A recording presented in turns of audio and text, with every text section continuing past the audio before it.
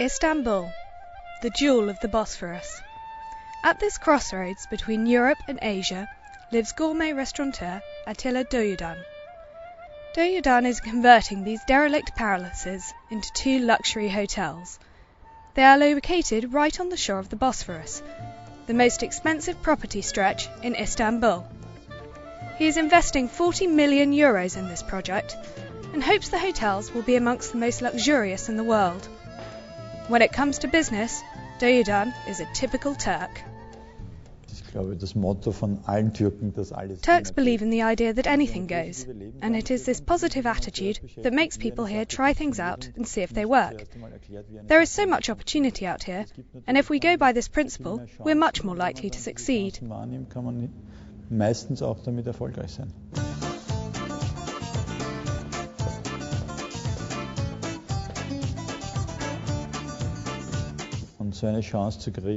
To take on a project like this and see if it'll work is a dream, a risk well worth taking. To restore these 2 palaces to their former glory and update them for today's market is a perfect example of the Turkish principle in practice. Istanbul is louder and more chaotic than the average European city. It can be difficult for Western Europeans to digest. A few years ago, I invited a few company directors from Austria here as guests. They all said, "Wow, interesting. Everything seems so normal here." So I have no idea what people expect it to be like. Sometimes I have the impression that all the high-rise buildings, cars and roads really surprise people.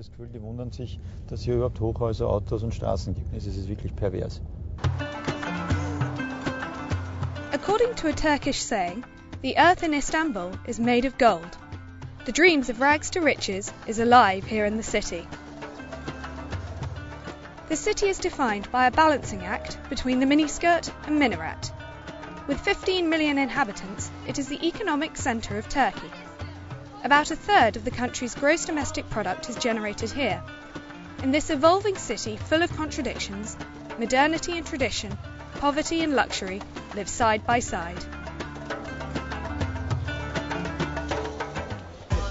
We visit Aisha. For 5 years, she's been running one of the trendiest cafes in the city, the Happily Ever After. It is a microcosm of modern Istanbul, located in the Bebek district, an upper middle-class area. It is also a stronghold of Kemalism, the ideology of the lay state in Turkey, according to which religion and politics should be strictly separate. Aisha lives with her 3 children in a house in front of her cafe. To take care of the children, she employs an American nanny. Hi, Christy. Hi, how are you? The prevailing image in Europe is one of Turkish women being forcibly veiled and married. But Aisha sees no difference between the lives of women in Turkey and those of any other European woman.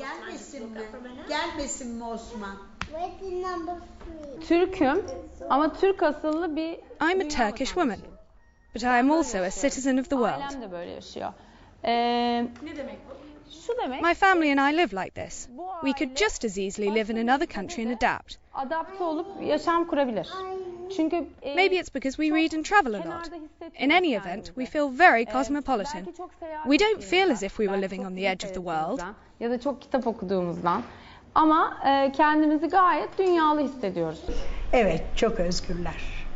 Yes, women are much freer than before. In student life, at work, and in everyday life in general, they are much freer. But women are also financially free. They can spend money as they want. Not in our time. Back in my student days, I could not go out in the street when I felt like it. It was different.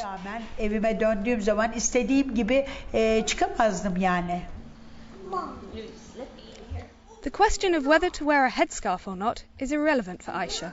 It has nothing to do with religion. Here, they live with both Islamic and lay traditions.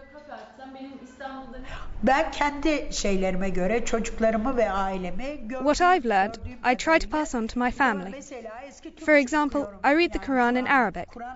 I have learnt to recite prayers in Arabic, but I do not pray 5 times a day. I don't have the time.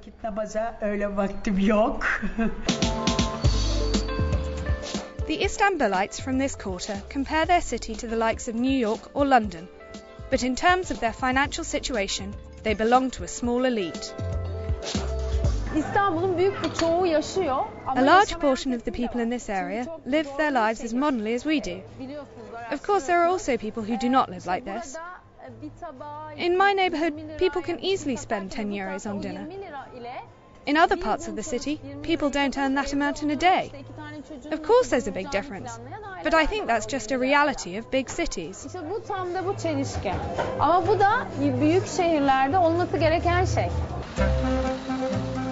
For Rafet, this neighbourhood is still a little strange. He is the pastry chef in Aisha's cafe. He has lived in Istanbul for 8 years. Privately, he confesses he would not normally come to this neighbourhood, and certainly not to this cafe. I have nothing at all in common with the people who come here. My life and their life are poles apart.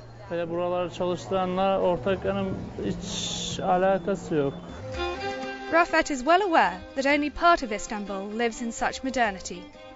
He migrated from Anatolia to Istanbul to find work, along with many others. There are no jobs in his village. Rafet graduated from high school and left. Having arrived in Istanbul, he did an apprenticeship as a confectioner and then got a formal qualification. He never dreamt that one day he would be working in this quarter. To be a confectioner here is a matter of great prestige.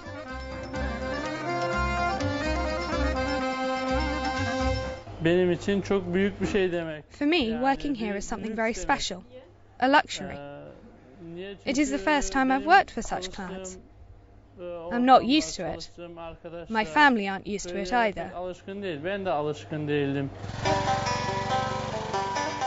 Rafet takes us out to Gultep and into his world. This is the real Istanbul, he says. More than 70% of Istanbul's population come from Anatolia. In the hope of work, fame or freedom, they migrate to Istanbul.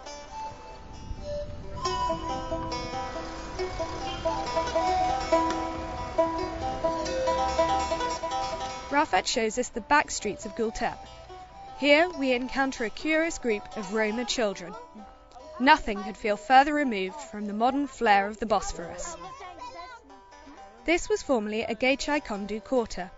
Gayçay-Kondus are the shanties built overnight by immigrants when they first arrived from the east. 2/3 of the city's inhabitants are formerly from the Gayçay-Kondu quarter. Gultep is located right next to the bustling Levant business district, where the road is full of men in dark suits.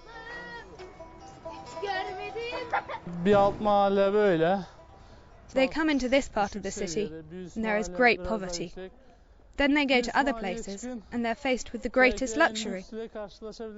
This is typical Istanbul. The different groups are living cheek by jowl, but the gulf between them is huge. Yes, Istanbul is a peculiar place.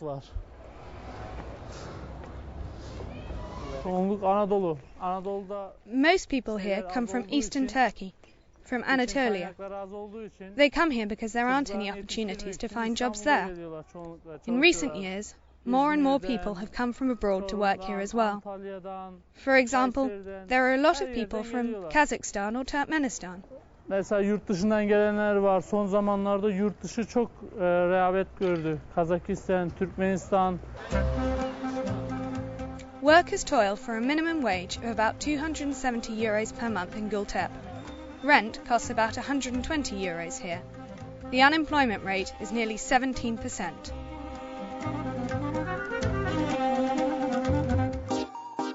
On the other side of town, Istanbul is a city of the super rich. For the Austro-Turkish fashion designer Atil Kutulu, Istanbul offers more customers than Austria ever could.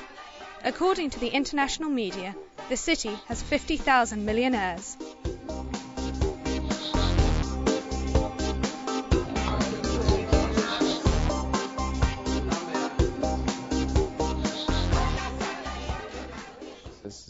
Look, this is for you.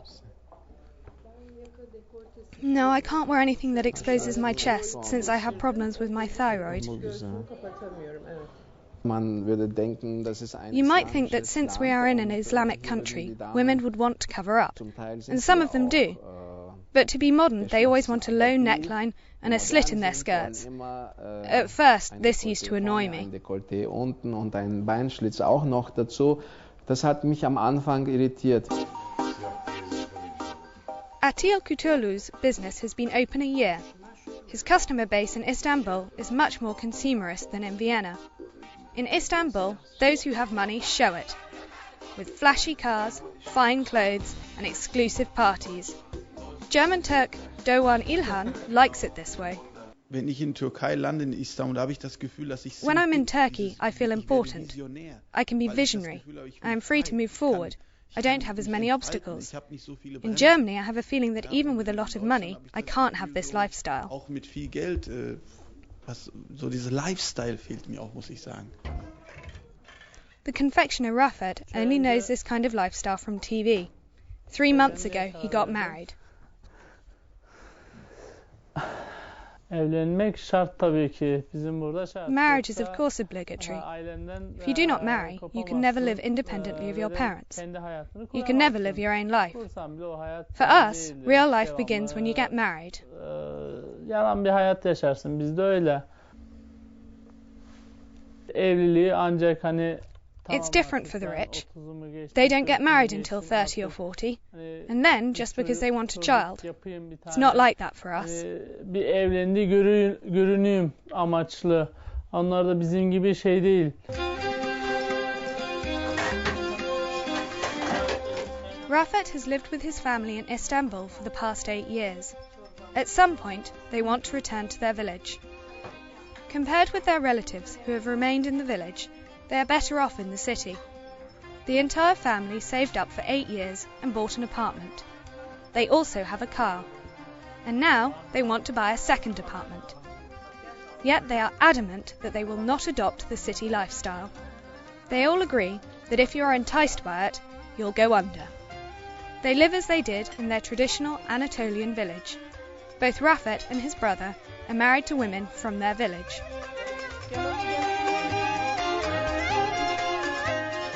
Vermezlerdi çünkü köy... We have a better chance of finding a woman if we come from Istanbul.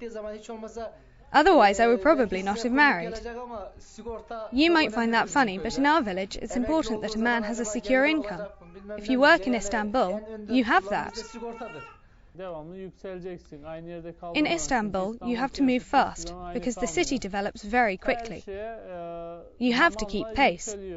Otherwise, you get left behind. Sen de koymak zorundasın. Devamlı bir üst kademeye çıkmak zorundasın. İstanbul böyle bir yer.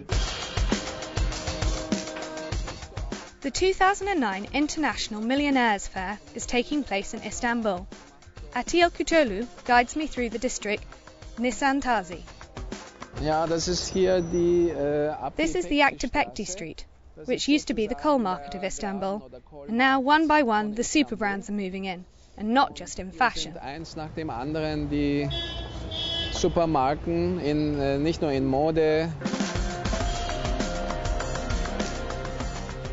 Rich means modern, and modern means Western. The old established elites of the country can sense this, but this is changing. Under the government of the AKP, Istanbul is becoming modern but staying overtly Islamic.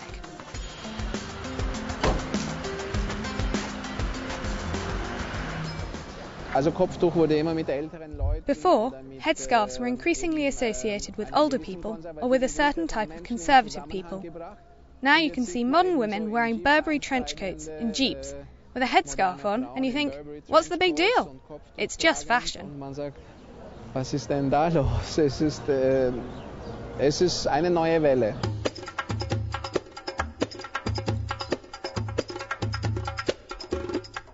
These are the homes of the new elite. Safak Kirk has gained a reputation with the Turkish public as the interior designer of the religious rich. That is, the Islamic elite. The apartments he designs have captured the imagination of the Turkish public and have met with mixed reactions. So what defines the taste of the religious conservatives?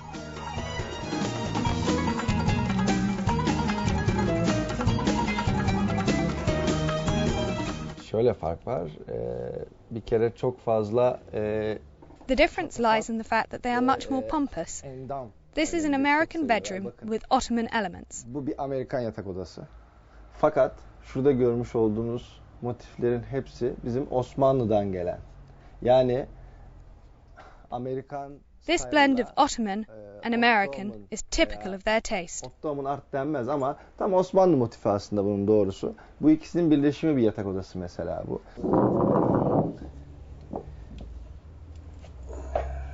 Kabe'deki cam ocağından. This is a stone from the glass blowing of the Kaaba in the holy Islamic town of Mecca. It is very popular. We use it as feet for tables, for example. This group used to live much more closeted lives. I have a feeling they have now become more confident. I used to have few religious, conservative clients. Now I have many. Eskiden bu kadar benim muhafazakar müşterim yoktu. Şimdi daha çok var.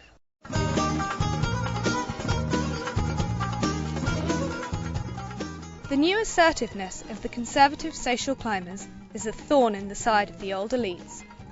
Criticism also comes from those in their own community who think that a Muslim ought to live modesty.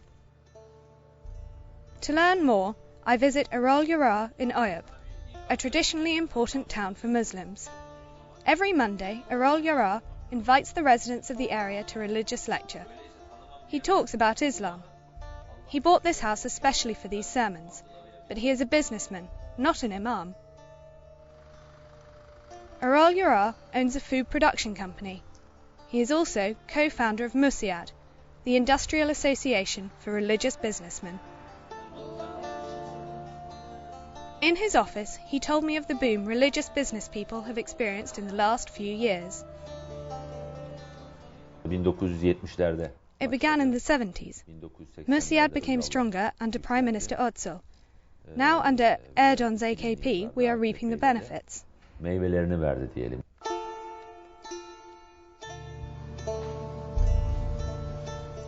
Erol Yara prays 5 times a day, as Islam prescribes. Behind his bookcase, he has created a designated place for this. Believers in Turkey are no longer branded as backward. Erol Yara has nothing against luxury.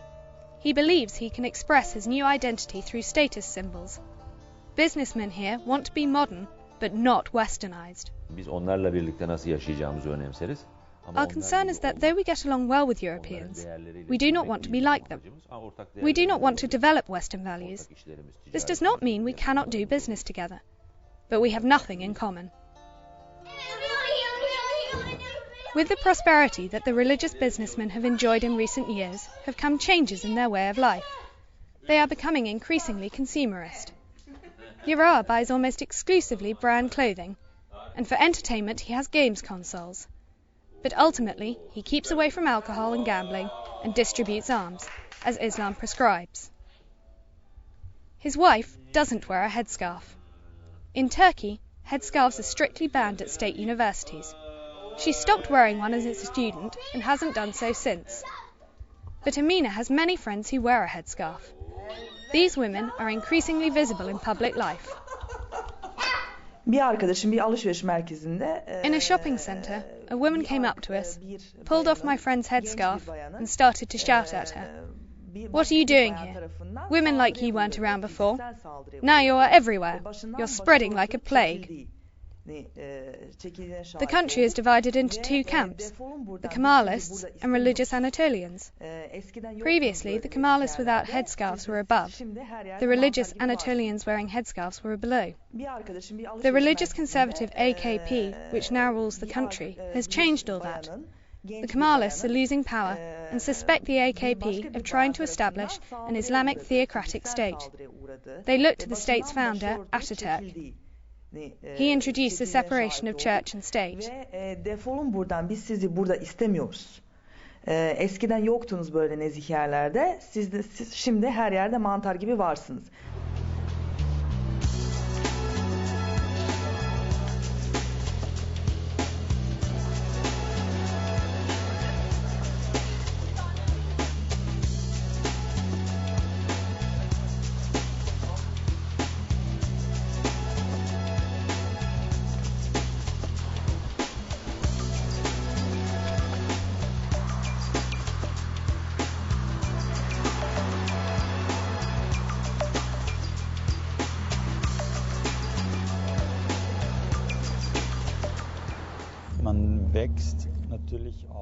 If you grow up being taught the history of this country, you know Ataturk.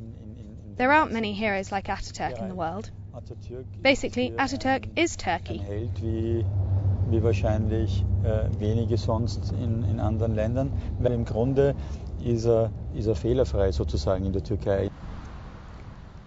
Kemalism is the ideology of the state in Turkey. It includes not only secularism, but also nationalism. Ataturk famously said, "Happy is the man who can say he is a Turk." Children growing up today still have this drummed into them at school. Also das Vaterland verteidigen jeden Preis ist etwas, was man To defend the fatherland at all costs is something that you both learn and live as a child here. If you come from here, it's quite normal. You don't tend to think about it. One would, no matter what, be in the war. Unter Anführungszeichen in den Krieg ziehen. But religion and politics aside, what Atilla Doğudan is really excited about in Istanbul are the economic possibilities. He set up Turkish Do & Co 3 years ago. He also owns 3 replica aircraft for the training of flight personnel. Is it different doing business here in Turkey rather than in Europe? The emotion is different. It is an incredibly emotional country, in everything that they do, in a positive and a negative way. If there was no food served on a flight, for example, there would be a national uprising. Atilla Doğudan invested in Istanbul when others advised him not to. Since then, Turkish Do & Co has employed 2,000 people. He is responsible for the catering aboard 60 national and international airlines. Doğudan is also aware of the fact that there are big social differences in Istanbul. He believes, however, the faster a broad middle class develops, the faster it will pull in others. The Turks now are where the Central Europeans were a few decades ago. If a new business starts up here, people are highly motivated to get together and join in to get it moving. Europe is now in a defensive position, trying to preserve its wealth. In Turkey, we're not there yet. Wir sind schon in Mitteleuropa in einer Verteidigungsposition, sozusagen den Wohlstand verteidigen, der hier natürlich noch nicht erreicht ist.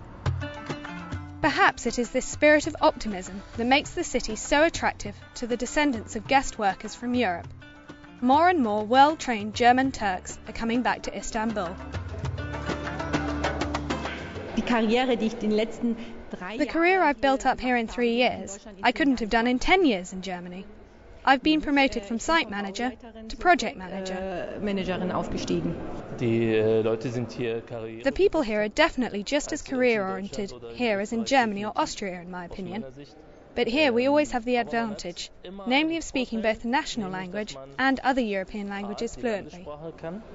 Und B, noch weitere Fremdsprachen auf sehr hohem Niveau sprechen kann.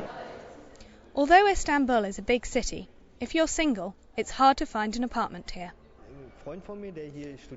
A friend of mine came to study here as an exchange student, and because I speak slightly better Turkish than him, I looked for an apartment for us to share. We were 2 friends, students, wanting to live together for 1 year. But landlord said, no, you'll have parties, you'll bring people back, you have to live separately as singles. Sie macht die Sexorgien, Entschuldigung, mit Verlaub, aber nee, an 2 Singles nicht. Das Problem hatte ein Freund von mir auch. A friend of mine had the same problem. I introduced myself as his fiancé, and he got the apartment, because I said we were getting married this summer. Weil ich gesagt habe, wir heiraten diesen Sommer.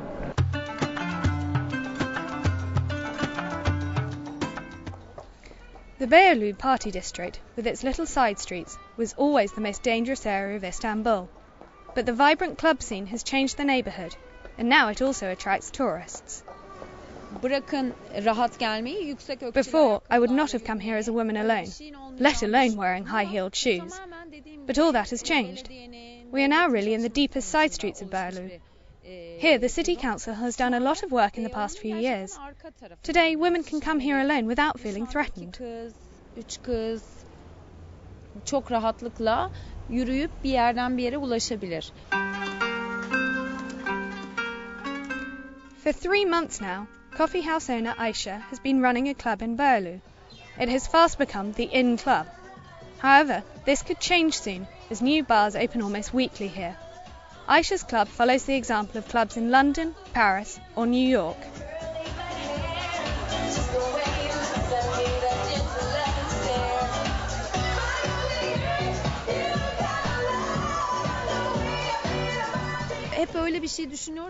My philosophy in life is to be international. If they were to teleport this bar from here to Berlin, it would be just as popular. The goal is that anyone, be they from Paris, London, or Vienna, is just as happy here. Onur Baştürk is Nightlife columnist of Hürriyet, Turkey's largest newspaper. He points out that this bar and its crowd are not representative of Istanbul. Europeans say, wow, it's so great here because the women are dressed liberally. Europeans are so prejudiced. Obviously there are women who dress how they want whatever. But here people can feel comfortable. The problem is that this isn't the standard. If they go round the corner to another restaurant, women there might not be able to behave so freely. That's what I would call the standard.